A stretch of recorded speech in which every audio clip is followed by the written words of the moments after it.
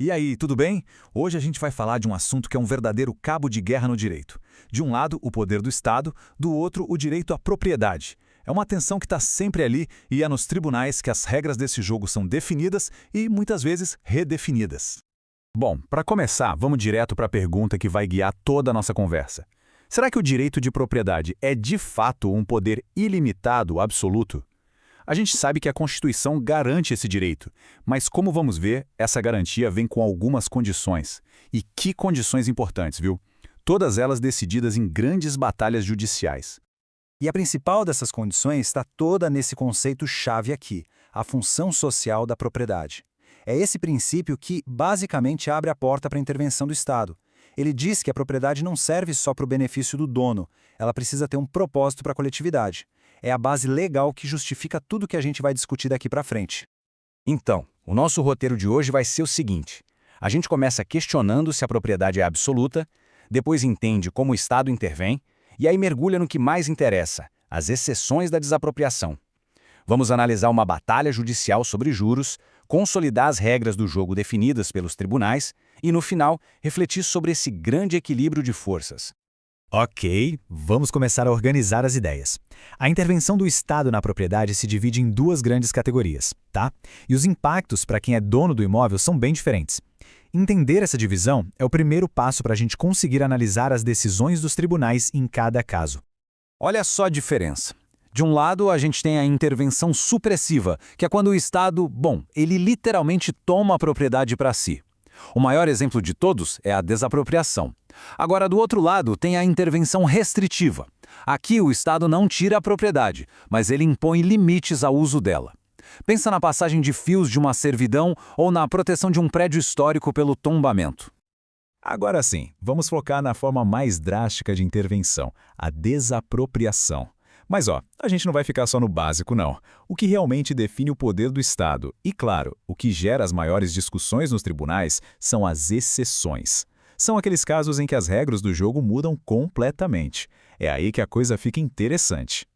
A regra geral, aquela que todo mundo aprende, é bem clara. Se o Estado precisa de um imóvel por necessidade ou utilidade pública, ele tem que pagar uma indenização. E essa indenização tem que ser prévia, justa e, um ponto crucial, em dinheiro. Esse é o nosso ponto de partida.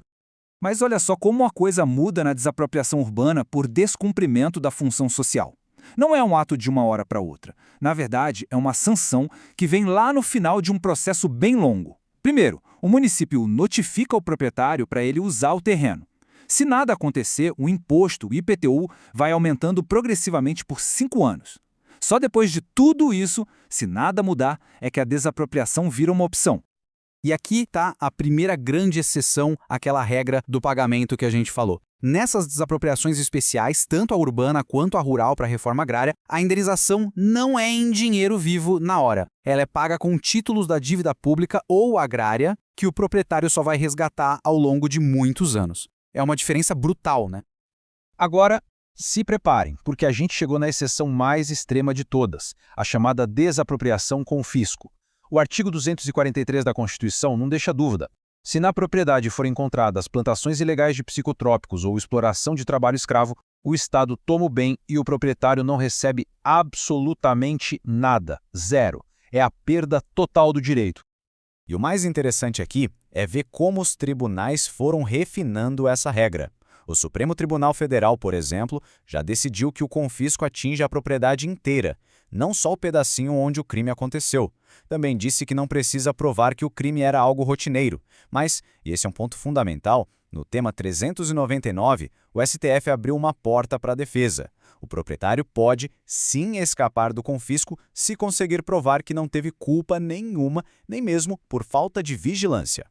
Bom, saindo desse caso extremo, vamos mergulhar numa disputa mais técnica, mas que foi igualmente acirrada e com um impacto financeiro gigantesco. A batalha judicial pelos juros compensatórios. Esses juros servem basicamente para compensar o proprietário pela perda da posse do imóvel antes de ele receber o pagamento final da indenização. E que saga, hein? Pensa só, por muito tempo, o STF entendia que a taxa era de 12% ao ano. Aí, em 97, o governo tentou baixar para até 6%, com uma medida provisória. O Supremo, em 2001, suspendeu essa mudança. Essa incerteza toda durou até 2018, quando o STF finalmente bateu o martelo. Decidiu que a taxa de 6% é constitucional, mas sem o até, ou seja, o valor é fixo. Então, depois de toda essa briga, o número para guardar na cabeça é esse: 6%. É a taxa anual de juros compensatórios.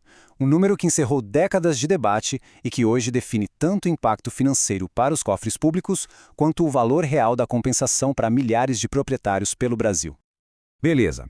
Agora, para a gente consolidar tudo, vamos dar uma olhada rápida em outras decisões super importantes que foram moldando as regras da intervenção do Estado na propriedade. São aqueles pontos que todo mundo da área precisa ter na ponta da língua. Começando por este número aqui, 10 anos. Esse é o prazo de prescrição, o tempo que o proprietário tem para entrar com uma ação de indenização contra o governo no caso da desapropriação indireta. Sabe aquela que acontece quando o Estado simplesmente toma posse do bem sem seguir o processo legal certinho? Essa definição veio do STJ no tema repetitivo 1019.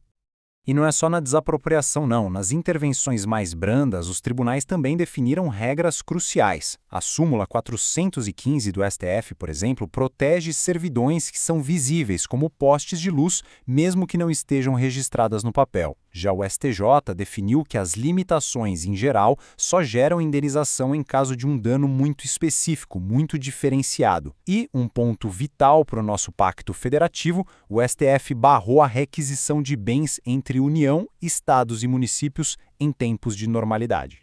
E olha, quem pensa que o assunto está parado, se engana. O cenário continua mudando. Uma lei recente, de 2023, trouxe novidades bem importantes. Por exemplo, agora, para a União desapropriar um bem de um Estado, precisa de autorização do Legislativo. A lei também criou o direito de preferência para o antigo dono, caso o governo desista do projeto original, e ainda expandiu a lista de quem pode realizar desapropriação. E só para reforçar a importância daquela decisão sobre o prazo, a palavra final do STJ foi definitiva, sabe? Pacificou um debate que durou anos. A citação que está na tela mostra exatamente como essa controvérsia foi encerrada. Foi um marco claro para essas ações. Chegando ao final, a gente percebe que tudo que vimos hoje nos leva de volta ao tema central, esse delicado ato de equilibrar a balança. De um lado, os direitos do indivíduo, do outro, os interesses da coletividade. Não é uma equação fácil, e as regras, como a gente viu, estão sempre evoluindo nos tribunais. E isso tudo deixa uma reflexão. Nesse confronto permanente entre o direito de um e a necessidade de todos, a jurisprudência mostra que o poder judiciário acaba sendo o grande árbitro da história.